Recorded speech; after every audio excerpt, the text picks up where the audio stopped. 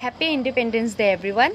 जैसे कि आप सबको पता है, आज है 15 अगस्त। आज हम भारतवासियों के लिए बहुत ही खुशी का दिन है कि आज ही के दिन हमें एक अंग्रेज मुक्त भारत मिला था। लेकिन क्या आपको पता है, हमारी इस खुशी के पीछे न जाने कितनी जवानों की जाने गई है और न जाने कितनी माँओं की गोद सुनी हुई है। तो आइए फ्रेंड्स, आज मैं आप लोगों के साथ कुछ बीते हुए कल को दोहराती हूँ। हमें था 15 अगस्त 1947, जब हमारा देश अंग्रेज़ों की गुलामी से मुक्त हुआ था। और 15 अगस्त 1947 देश का पहला स्वतंत्रता दिवस। और उस शाम दिल्ली के प्रिंसेस बाग पर ब्रिटिश का झंडा उतारकर तिरंगा लहराया जा रहा था। तब वहां 30,000 लोगों के इकट्ठा होने के अनुमान लगाया जा रहा था, लेकिन हकीकत में 5 लाख लोगों का सैलाब उमड़ पड़ा था। जवाहरलाल नेहरू और लॉर्ड माउंटबेटन को समझ नहीं आ रहा था कि मंच तक कैसे जाए।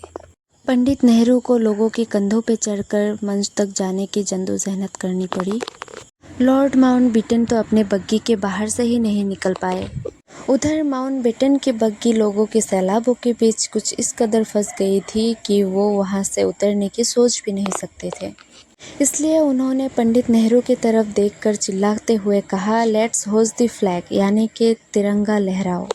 और इसके बाद प्रिंसेस पार्क में ही भारत का महान तिरंगा फहराया गया और माउंटबेटन ने अपने बग्गी पर खड़े होकर ही तिरंगे को सलामी दी।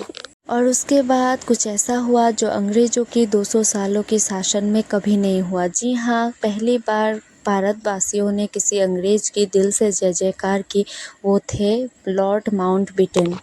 उस दिन हर तरफ एक ही नारा गूंज रहा था, लॉर्ड माउंटबेटन की जय, पंडित लॉर्ड माउंटबेटन की जय। उस दिन माउंटबेटन को वो सौभाग्य प्राप्त हुआ जो किसी अंग्रेज को कभी नहीं हुआ था। और लॉर्ड माउंटबेटन की आंखें खुशी के आंसुओं से भर आए थे। और उस दिन भारतवासियों ने अपनी जीत का जश्न इतने बड़े स्तर पर मनाया कि जय हिंद, जय भारत और भारत माता की जय जय की गूंज दुनिया के कोने कोने पर गूंजने लगी। और उसी रात से भारतवासियों ने एक राहत भरी सांस ली थी।